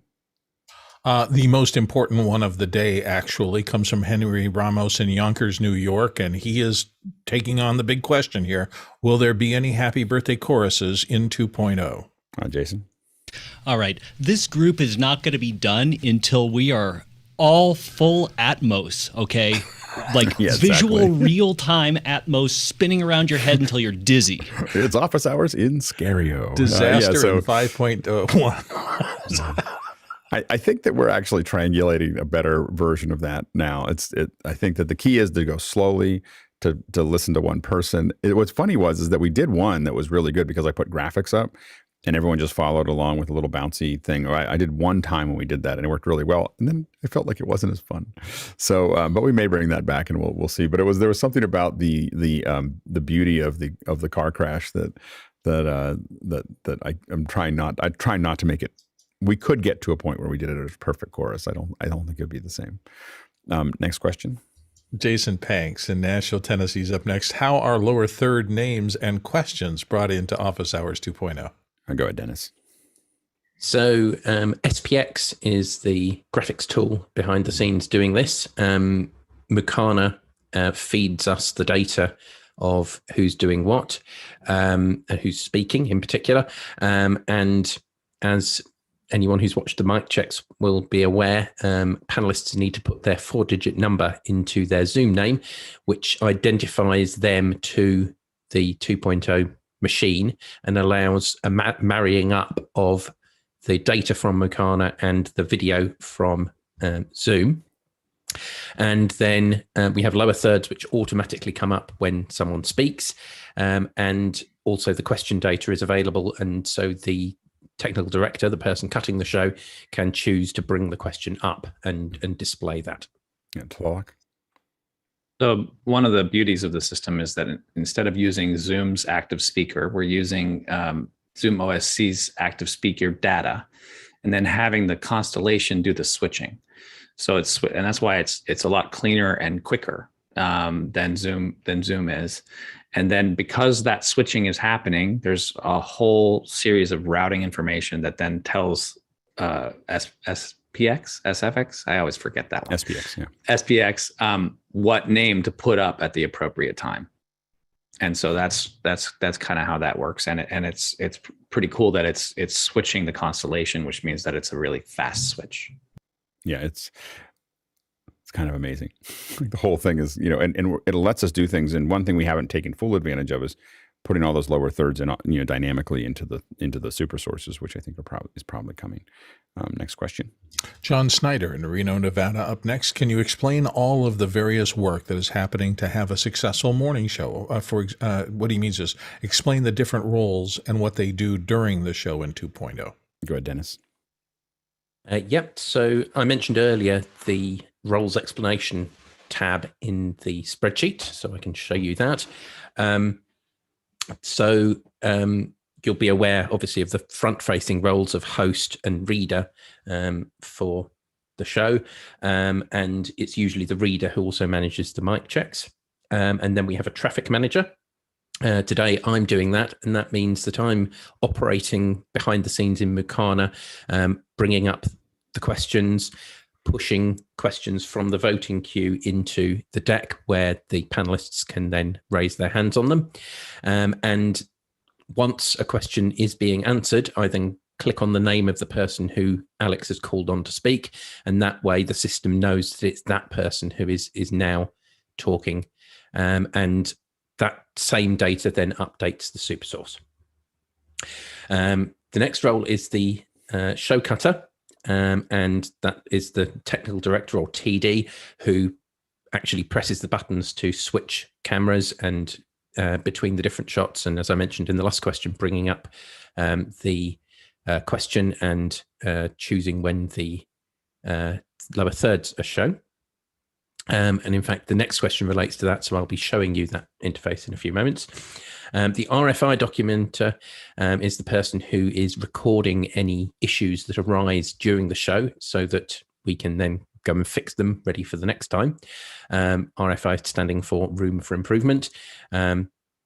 So today, I think that's Alan. So he's just keeping a note of any time we come across an issue, hit a problem, or notice something that can be improved. And then, as I say, we can take those notes and go through them and work on improving the whole machine. There are a number of other people who are in the back end as well, logged into Unity, where we can all talk to each other. JJ in particular is a very important person in all of this. He's running the machine itself. He starts up the computers and makes sure that they're all connected correctly. Once we have the panelists all logged in and the panel is locked at around it's about 17, 18 minutes before the show starts, he then fires up the Isadora interface to bring in all of those panelists into the 2.0 machine, and that's when we can start seeing their individual videos and switching between them. I think that pretty much covers the main roles. And I think for people watching, this is a really good illustration when people say, well, why are webinars not very good? Or why are my Zooms not very good? Is that they have like one person back there trying to put this together. It's an incredible feat that we have all these volunteers that are helping with all of this process and making it work. And, but it takes a village to make a good show. It just takes people, and it takes, it takes a group of people. There's a huge group of people developing the back end and managing that process, and then managing the day to day. And then we have all these panelists who are, taking their time and being with us. It's a big crew. There's probably on any given day, there's probably 20 to 30 people that are doing something to make this show happen, and that's kind of an amazing thing, but it's also should be a lesson to us as producers of what it takes to have a show that runs as cleanly as this. And literally last week, my system fell apart. It turns out Synergy took over my mouse for some reason, just blew up. And I don't think we lost much of a beat other than me being frustrated. But I think there was like a little bit and then everyone took over while I fixed it. And that's the kind of, that resiliency is something that is hard to achieve. It's really kind of an amazing thing that we have here. Next question. Next one comes from Sean Johnson in New York. And Sean says, is it possible to show the interface used for cutting office hours? Yeah, go ahead, Dennis. Yep, so that's what I've got on my screen now. Before I touch any of the buttons, I'm just going to let Laura know, who's been cutting the show, that I'm going to take over. Dennis to Laura on production. I'm taking over control of the TD interface. And so you can see on my screen, I've got the buttons that actually control what's seen. And to the left of that, I'm also showing the multi-view interface where we can see what's going out to program, which is currently me. And then to the left of that is the preview showing what's going to go live next. That's the smart gallery where we can see the group of panelists. So if I hit the cut button at this point, I'm going to show now all of the panelists, and if they want, they can give a wave. So they can be, there we go, they can be seen. And if I cut back, that will then show me live on air again. So you can see the buttons are grouped. In the speakers section, we have the smart gallery, which we just saw, the host, so we can go straight to Alex. And then underneath that, we have the button for question reader, so that will show Bill. And then the screen button gives us what would be screen share in Zoom if someone was sharing their screen directly through the Zoom screen share tool. But it also gives us a view of active speaker direct from Zoom, which can be useful if we have a problem finding someone in the 2.0 machine. So that sort of acts as a backup as well. Active Dennis, speaker. I got to know, why is the background hair or fur or something? I think it's just a desktop. I saw that too. You're not the only good. one. Good, Richard. Richard. Sorry, Alex, I was also doing something in the background for 2.0. So this is the interface that we're using right now, which Dennis has very adequately gone through. And then what we have coming up is a new kind of stage of interface. So this is how we've been building everything in Universe. And where we have multiple different connections through from Isadora and also through from the ATEM, giving us kind of different feedback. One of the main things in the current stage is the fact that we can now get visual feedback. So as Dennis was showing, as he's hitting buttons, we now get that feedback into the actual Universe patch. And then as we're starting to design new things for the graphics to go in, as well as the different types of transitions and so forth, we're just adding that complexity bit by bit by bit to the system. So this is just as a, you can see the previous versions kind of as we go through and start to also add in visual feedback for those who have different sight levels, so that we can start to distinguish the level of the text against the background. And Laura's been helping fantastically with that. Yeah, that's great. Dennis? Thanks. So carrying on, you'll see active speaker simply shows the current person who's speaking. So that's actually determined by the Isadora patch from the information it's receiving from Zoom OSC. And we actually don't operate quite the same way as the default Zoom active speaker view. We tend to hold people on screen slightly longer. So if someone interjects, just sort of agreeing, for example, if Alex, you were to interrupt, then that wouldn't automatically immediately cut to you. So we didn't end up with very quick cutting between people's shots. And we can replace those with images if we wanted to, right? You know, like on, off. On the buttons themselves, you mean, rather than the text? Yeah. So this is all the Universe interface. So this could be laid out. Those what those buttons look like. If we wanted to get very, just go crazy with them, we could theoretically do that, right? I believe so, yeah.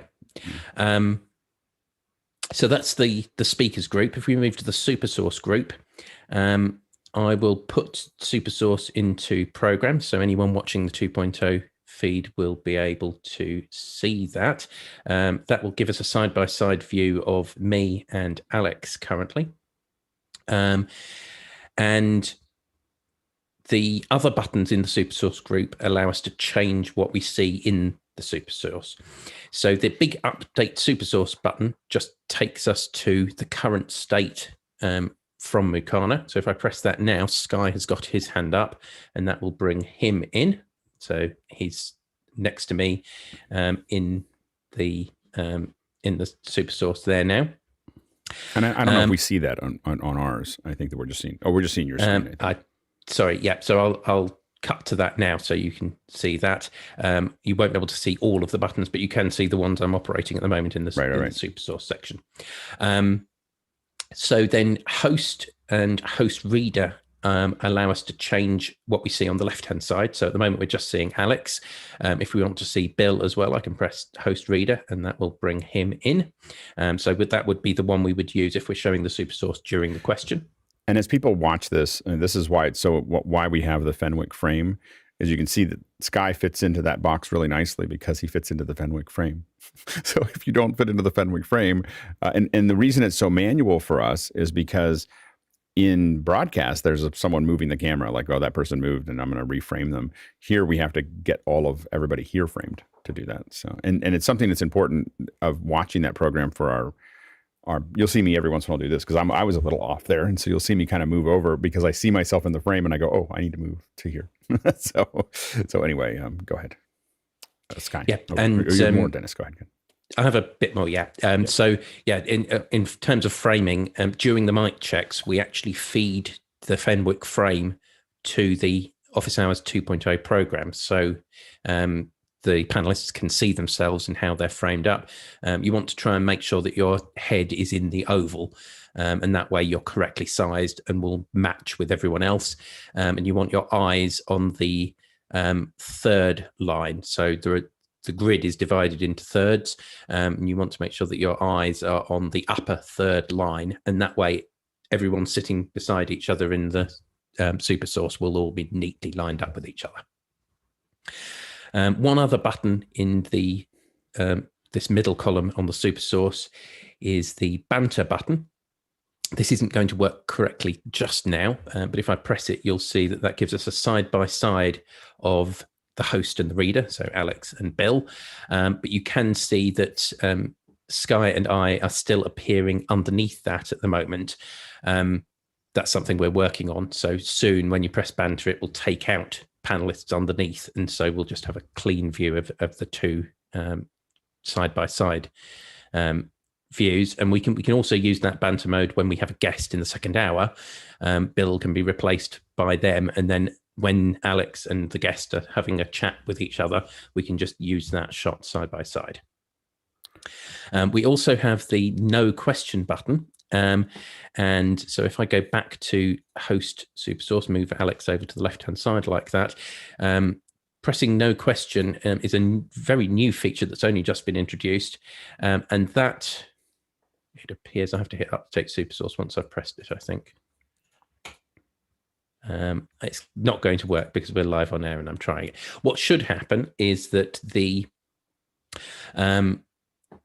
panelists on the right-hand side of Alex will move down so that we're more central in the screen and we don't have this gap at the bottom that we're seeing at the moment, which is where the question would normally appear.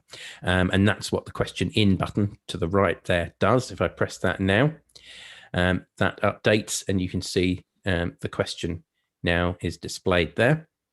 Pressing question out, as you might expect, then takes it away again. So that's those buttons at the top. If I now go back to, if I press cut and bring my view back into frame, you can see the buttons once more. The one other thing that we haven't yet talked about is this row of buttons at the bottom of the screen, the 1 through 20. And these are allow us to select individual panelists. I've got the Zoom webinar open, which it's not going to let me bring across because I've got Chrome full screen at the moment. But what that shows us is which number is which person. So if I press 1, for example, that will put Alex into the preview. If I press cut, then he goes into program. Looking at the numbers, I can see that I am number 6. So if I press 6 and then cut, then that brings me into the frame. And if I turn my picture-in-picture on, you can see me there in the bottom right-hand corner.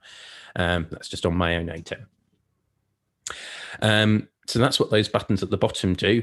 And then on the right-hand side, you already saw me use the cut button to switch what's in preview to program.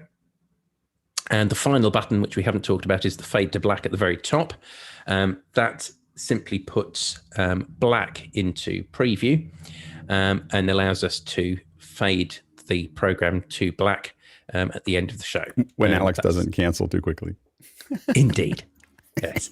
And that's the only time we use the auto button, which mixes from what's in program currently to what's in preview. That's amazing. Sky.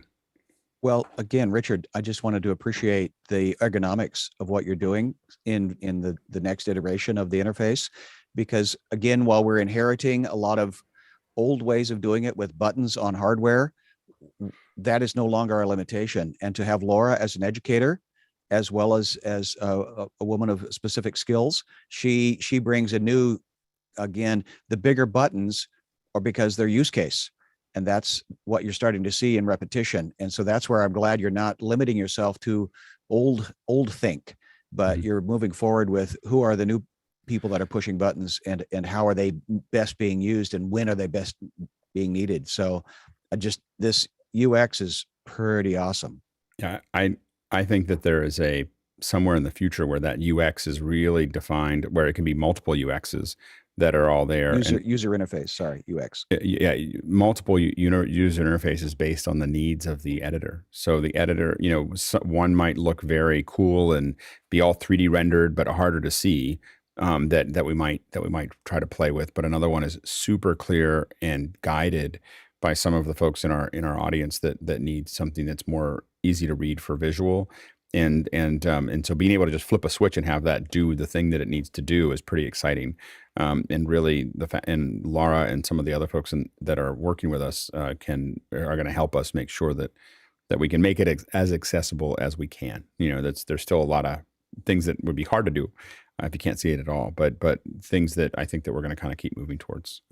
Next question. Next one comes to us from Jason Panks in Nashville, and Jason says, any thoughts on using something other than Zoom for video ingest? We're constantly researching it. I think that the issue is that we're really tied in to Zoom. There's a lot of things that we're doing in the same way that, and you'll find for me, I don't change things very quickly. So when something's working, or if something has a trajectory, there is, making any sudden changes. So for instance, some people ask, well, should we use Isadora? I'm open to thinking about that for 3.0, but 2.0 is going to be the way it is. So everything's open for the next version. In the version that we have the tools that we have, and we're going to keep using them. We're not going to adjust them in this iteration. This is the mistake that every developer makes, is shifting. I've done it myself as a developer, as someone who's managed a team. Is I'm going to now use a new tool because I've now decided in the middle of the show that this would be a better tool, and that is almost never works, never well. And what it does do is it costs you huge amounts of time and effort and everything else to do that. And so what I look at is, but I am not,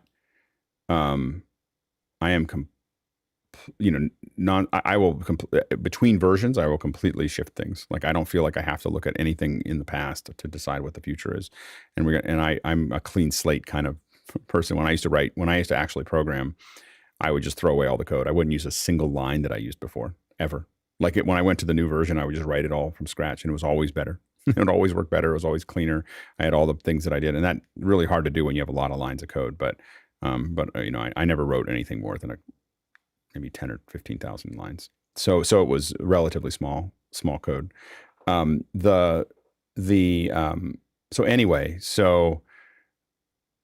think that from a video perspective, this year, we're probably going to be continuing to use Zoom. And I think that we're going to watch the trajectory of what happens with Zoom events. I am emboldened that Andy and Jonathan and other people are now part of Zoom.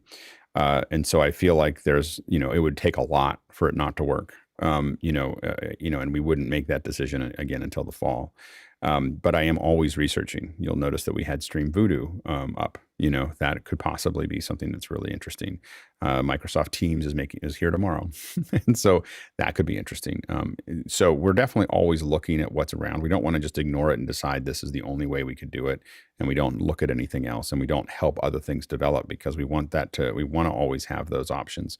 But in the foreseeable future, and if the trajectory continues, the